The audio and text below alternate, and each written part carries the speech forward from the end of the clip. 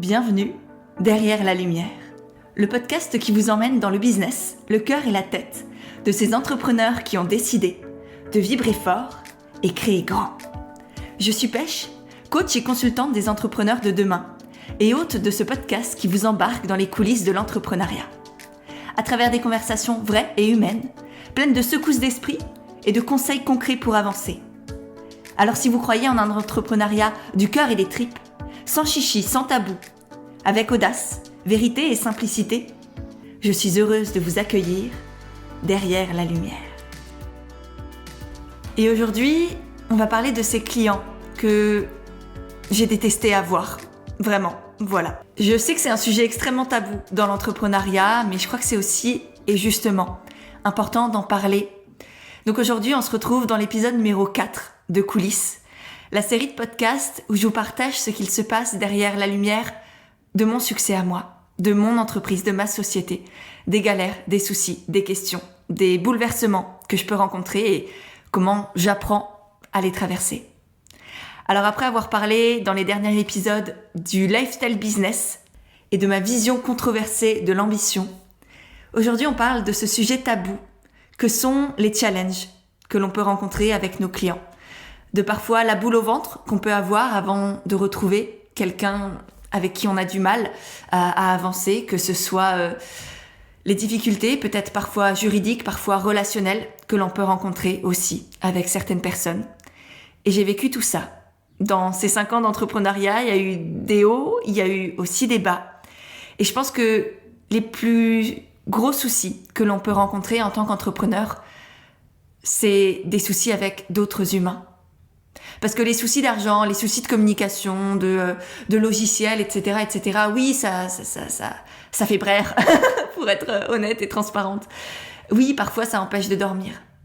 Mais personnellement, ce qui m'a le plus hanté dans toutes ces années, c'est à chaque fois que j'ai rencontré des galères avec des clients. Et j'aurais aimé que quelqu'un me partage, lui aussi ou elle aussi, toutes ces complications qu'on cache parce qu'on en a honte, parce que c'est mal vu, parce que ça peut, entre guillemets, desservir notre business. Et oui, c'est le cas. Et oui, entre guillemets, ce podcast est un risque. Mais je crois que ce que ça peut vous apporter est plus important que le risque que je prends. Et c'est aussi, ça fait partie de ma mission, de vous accompagner dans ces déboires, dans ces joies, dans ces réussites, dans créer votre succès à votre manière à vous. Oui, évidemment. Mais aussi d'être là quand ça ne va pas. Que ce soit dans votre vie privée, au niveau émotionnel, au niveau relationnel, et aussi quand vous avez des difficultés avec vos clients. Donc voilà, cet épisode, il est vraiment fait avec le cœur pour vous éviter peut-être certaines erreurs, certains écueils, certaines difficultés. Et aussi parce que j'ai remarqué avec le temps que ma joie, ma motivation et mon énergie ne dépendaient pas juste des sujets que j'abordais en séance avec mes clientes, ni du type de stratégie de vente ou de communication que je les aidais à bâtir, ni de leurs questions ou de leurs blocages plus intérieurs et intimes qu'on pouvait aborder. Mais surtout, de qui était en face de moi, qui j'accompagnais, que ce soit en coaching individuel, en coaching de groupe, dans mes programmes. C'est cette grande question du client de cœur qu'il est vital de connaître en profondeur. Si on veut avoir une communication impactante, une communauté engagée, des ventes qui se font avec fluidité et simplicité, mais surtout si on a d'avoir envie de se lever le matin et d'avoir du sens dans ce que l'on fait au quotidien. Et pour ça, comme dit, les personnes avec qui on avance, que l'on travaille, que ce soit notre équipe, et ça on pourra en reparler dans d'autres podcasts si vous avez envie de déléguer ou si vous avez déjà une équipe et qu'il y a des petits soucis, etc.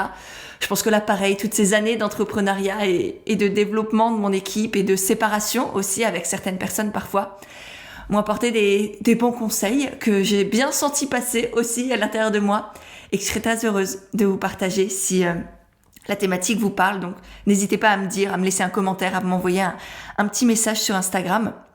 Mais là aujourd'hui, j'ai envie qu'on parle, comme dit, de ces soucis que l'on peut rencontrer avec nos clients, qui peuvent prendre une multitude de formes, que ce soit parce qu'on ne voit pas notre client avancer, qu'on a l'impression de faire du surplace, qu'on a l'impression soit qu'il n'est pas engagé, soit limite qu'il fait exprès, soit qu'il attend qu'on le sauve. Ça peut être parfois parce qu'on se sent utilisé ou manipulé, que la personne en face nous demande toujours plus, dépasse les limites, le cadre.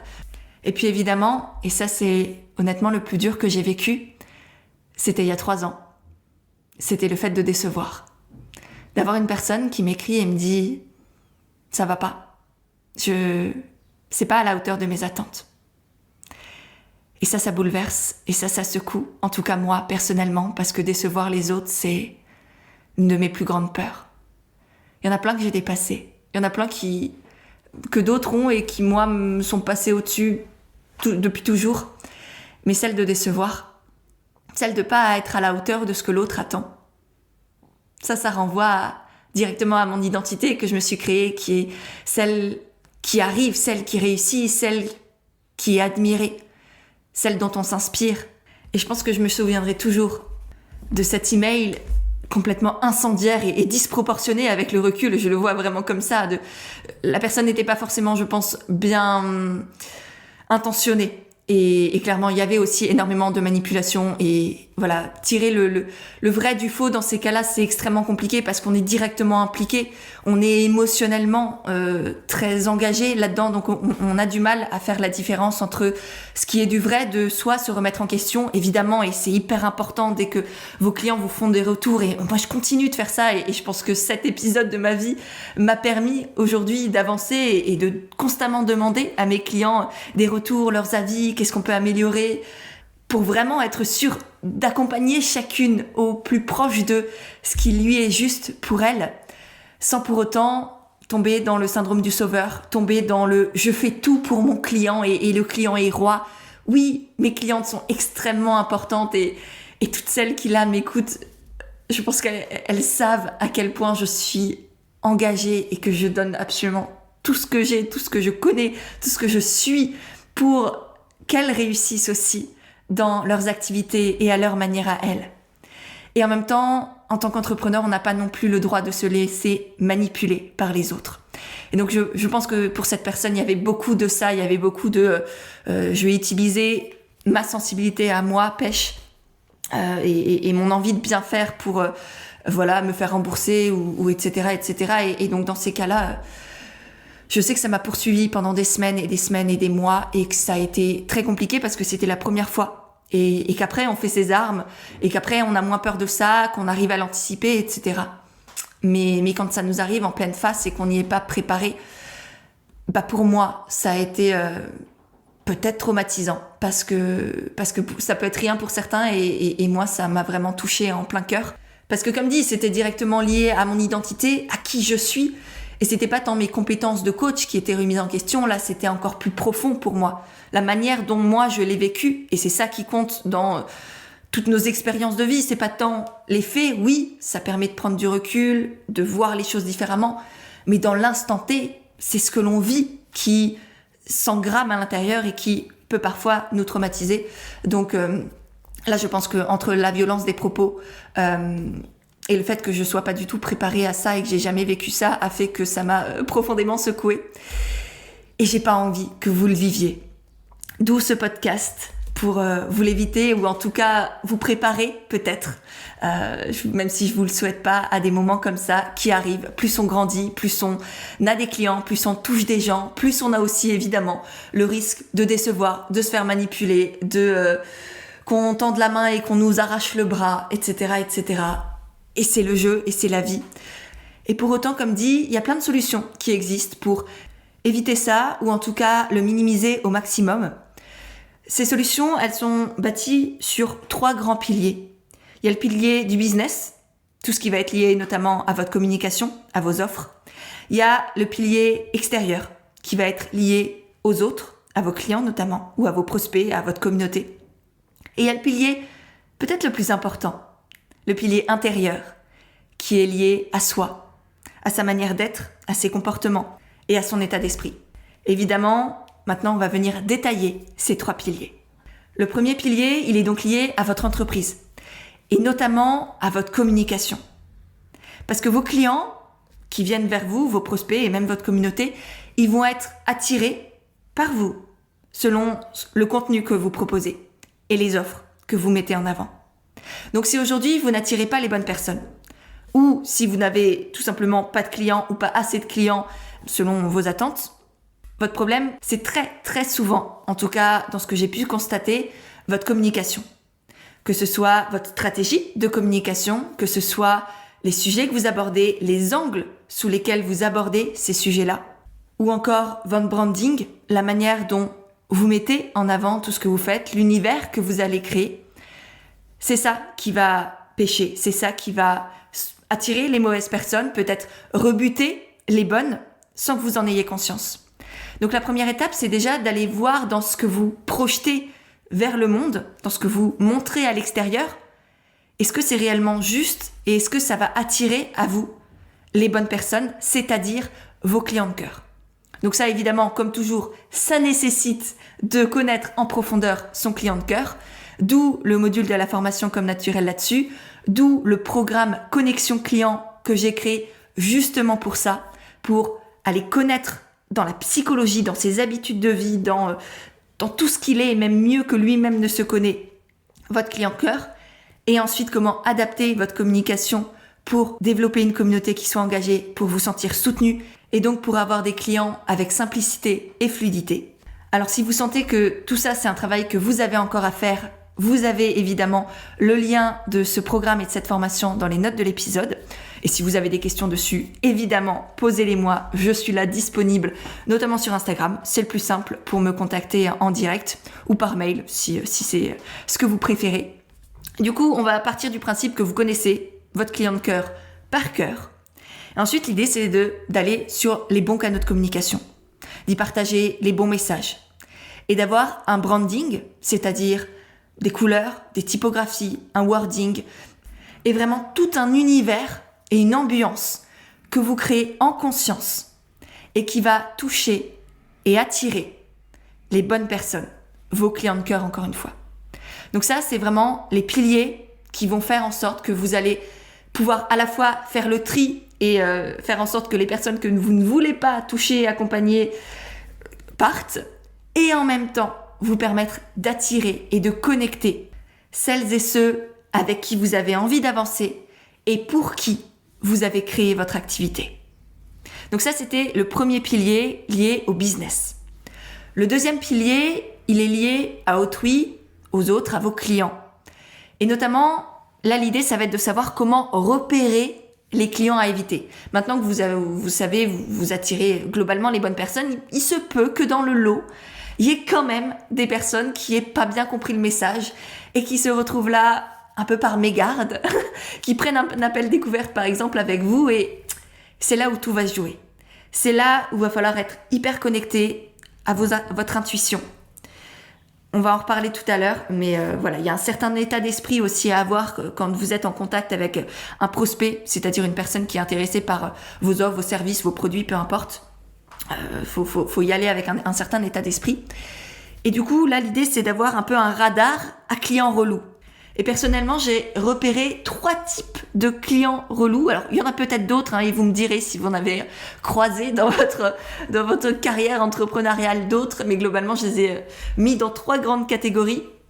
La première catégorie, qui est hyper courante dans les milieux du bien-être, de l'accompagnement, de la thérapie, du coaching, etc., c'est la personne qui cherche un sauveur, qui est dans la plainte, qui est dans la victimisation, qui est dans « je demande de l'aide et je veux qu'on trouve la solution, qu'on m'accompagne parce que sinon je suis perdue et je n'y arrive pas et ça fait des années et des années que je galère et c'est toujours les mêmes schémas, etc. etc. » Et donc ça, ces personnes qui cherchent des sauveurs, souvent elles viennent vers vous pas par hasard, c'est que vous-même vous positionnez en sauveur. Et moi je sais que au début c'est ce que j'attirais parce que justement en tant que bonne coach que je suis, je m'étais positionnée en sauveuse. Je voulais aider les autres, j'avais l'impression que c'était ça qui allait me faire exister, qui allait faire en sorte que l'on m'apprécie, que l'on m'aime, que l'on m'admire, etc.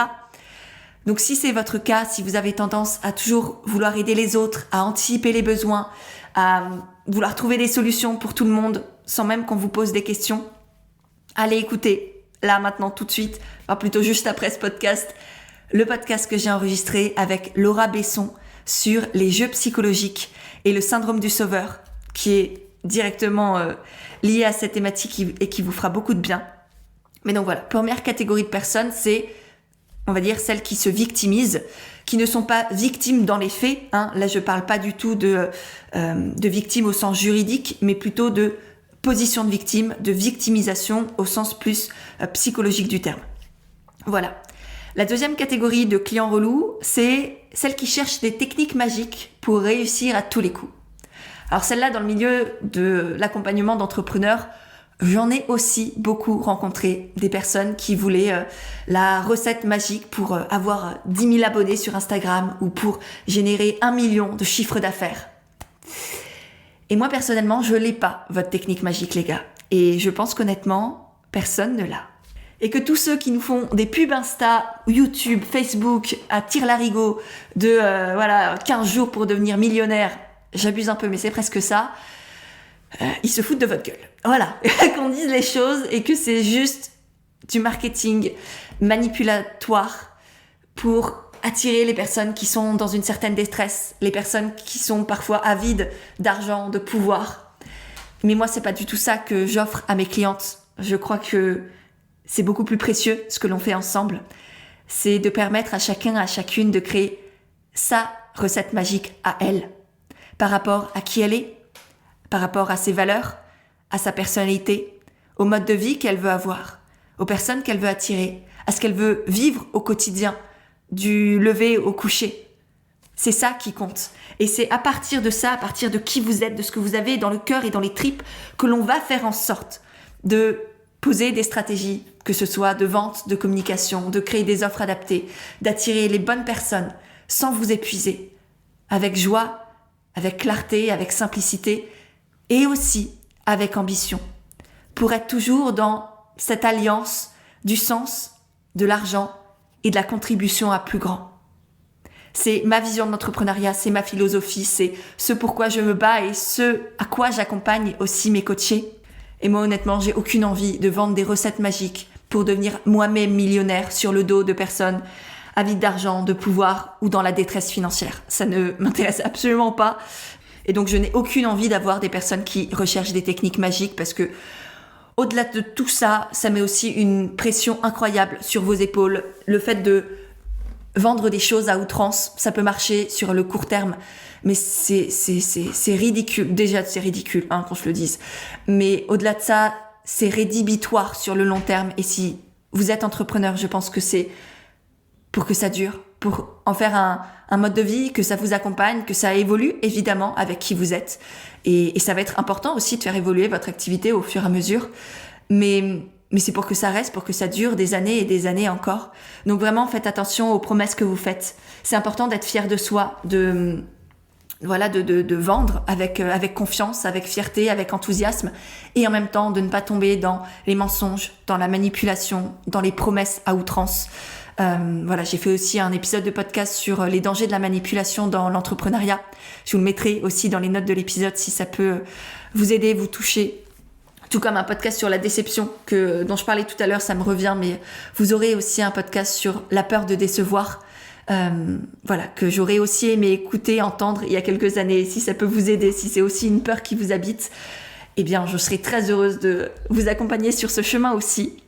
Mais bref, revenons à nos moutons. Donc là, on a parlé des deux types de clients un peu relous. Donc ceux qui cherchent un sauveur et ceux qui cherchent une technique magique.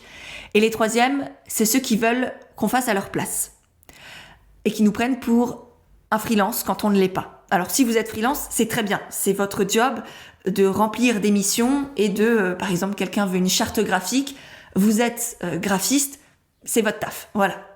Dans le milieu du coaching, de l'accompagnement, de la thérapie, c'est pas notre travail de faire à la place de nos clients. Nous, on est là pour guider, pour faciliter, pour soutenir, pour accompagner, pour questionner, pour permettre d'aller creuser, par exemple. Et même si parfois j'ai aussi la casquette de consultante, ça m'arrive même très très fréquemment avec mes clientes quand on fait des audits, quand on travaille sur leur stratégie et qu'on est vraiment dans le brainstorming, dans la co-création, dans l'élaboration ensemble de leurs univers, de leur succès. Là, clairement, je suis dans le conseil. Quand j'ai ma casquette de coach, là, je suis dans le questionnement et le fait que l'autre trouve ses réponses. Mais à aucun moment, je ne fais à la place d'eux. Parce que moi, mon but, c'est de rendre autonome, de rendre indépendante, de permettre à l'autre de développer des nouvelles compétences, de conscientiser ses capacités, de la faire connecter à son pouvoir à elle, et non pas de lui prendre. Or, moi, quand je fais à la place d'eux, j'ai l'impression d'empêcher l'autre de grandir et d'avancer. J'ai l'impression de lui prendre son pouvoir. Et ça, c'est hors de question pour moi. Donc, évidemment, là, ça dépend vraiment de votre activité à vous. Mais si vous avez plutôt une posture basse, passive, d'accompagnement et non pas dans l'opérationnel, faites attention aussi à ne pas partir dans « je fais à la place d'eux » et du coup, je vole le pouvoir de mon client. Sans que ce soit conscient, évidemment, ni de votre part, ni de la sienne. Lui, ça lui facilite la vie. Mais je crois que le but, c'est pas de faciliter la vie de nos clients. C'est de la simplifier, oui, de l'apaiser, de la rendre plus vraie, plus juste, plus belle, plus grande, plus heureuse. Mais pas de la faciliter. Je crois que la facilité, je pense que j'en parlerai dans un prochain podcast, le facile n'apporte pas grand-chose et que c'est un gros vice qui se développe de plus en plus dans notre société. La recherche du facile, de l'immédiat, de je ne fais plus rien et je deviens une larve dans mon canapé. Et bref, on en reparlera peut-être, mais je crois pas que ce soit le but de nos activités, de faciliter. Simplifier, oui, et ça n'a rien à voir avec la facilité, mais ouais, n'essayez pas de rendre facile, rendez vrai, rendez juste, rendez heureuse, légère, et surtout reconnectez les gens à leur pouvoir, à leur capacité. C'est ça qui les aidera le plus. Voilà donc pour les typologies de clients à éviter. Et maintenant, on va passer au troisième pilier, qui est le pilier intérieur, qui est ce travail sur soi, cet état d'esprit à développer pour vous assurer d'avoir des clients qui vous correspondent. Le premier point, ça va être d'arrêter de dire oui quand vous ressentez non. Et de ne plus vous laisser emporter par la peur de manquer d'argent, en vous disant du coup « Ah mais cette personne, il faut qu'elle devienne mon client, même si je le ressens pas, mais là il me faut de l'argent. » Ce sera le cas parfois et peut-être que cette peur ou ce besoin d'argent prendra le dessus et c'est ok, il faudra pas vous en vouloir, ça sert à rien de culpabiliser là-dessus. Mais prenez toujours du recul et conscientisez le pourquoi vous dites oui. Qu'est-ce qui vous appelle? Qu'est-ce que vous ressentez vraiment? Faites confiance à votre intuition. Et si cette peur de manquer, elle vous habite fréquemment, j'ai fait aussi tout un épisode de podcast sur le sujet, comment sortir de la peur de manquer, comment ressentir plus d'abondance en soi, dans sa vie et comment vivre l'abondance vraiment. Donc je vous le mets aussi dans les notes de l'épisode juste en dessous. Je pense qu'il peut vous faire beaucoup de bien parce que là encore, c'est une peur que j'ai longtemps portée, qui revient parfois quand ça ne va pas, si je suis honnête. Mais voilà, que j'ai appris à surmonter, surpasser, prendre du recul là-dessus. Et ça fait un bien fou. Donc si vous aussi, ça peut vous aider avec grand plaisir. Parce que vraiment, c'est une peur qui nous empêche beaucoup et qui nous fait faire parfois des choses qui ne nous ressemblent pas. Donc voilà, adieu la peur de manquer. Autre peur qui peut vous amener à dire oui alors que vous ressentez non, c'est la peur de décevoir. Donc là, pareil, vous aurez une très chouette ressource juste en dessous dans les notes de cet épisode. Et la dernière peur dont vous devez vous méfier, c'est cette peur de ne pas être aimé, de faillir à votre devoir d'aider. Et cette posture de sauveur que vous avez peut-être tendance à avoir. Donc là, encore une fois, il y a l'épisode de podcast avec Laura sur les jeux psychologiques et le syndrome du sauveur qui va grandement vous aider. Donc ça vous fait 3 épisodes de podcast vitaux, vraiment, en tout cas très importants à aller écouter si vous vivez la peur du manque, la peur de décevoir et ou le syndrome du sauveur. Une fois que vous aurez travaillé sur ces peurs-là, que vous déjà les aurez conscientisées et que vous pourrez prendre du recul avant de dire oui à un client, la deuxième étape de ce pilier intérieur, ça va être d'apprendre à poser vos limites dès le départ avec vos clients. C'est à vous de poser le cadre et c'est à vous de faire en sorte que ce soit explicite, compris et validé par la personne en face. Il y a des choses que vous pensez logiques, il y a des choses que vous pensez évidentes, naturelles, mais qui sont complètement implicites, qu'à aucun moment vous ne formulez. Et que du coup, oui, l'autre peut s'en douter, mais l'autre peut aussi l'utiliser pour vous piéger. Et peut-être que pour l'autre, c'est pas aussi clair, que c'est pas pareil. Que lui, par exemple, l'accompagnement, c'est du lundi au dimanche de minuit à minuit et qu'il n'y a pas de limite. Non, en fait.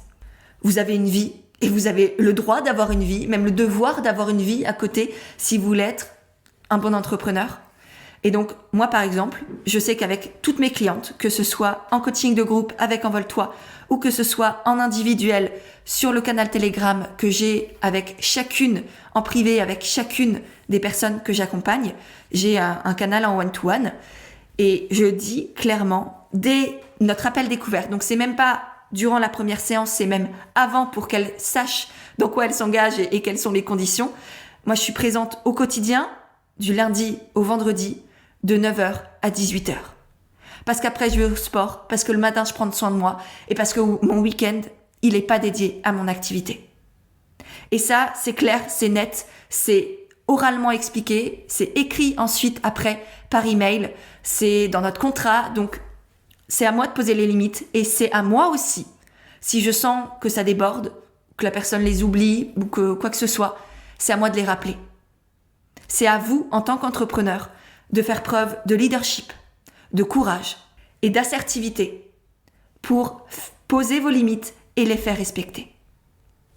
Et ça, je pense que ça vous épargnera aussi beaucoup de galères avec des personnes soit mal intentionnées, soit tellement dans cette posture de victime qu'elles en oublient que l'autre est un humain aussi. Voilà. En gros, vous attirez ce que vous émettez. Je pense que vous le savez quand vous la rabâchez, cette histoire d'énergie. Oui, en termes d'énergie, vous attirez ce que vous émettez.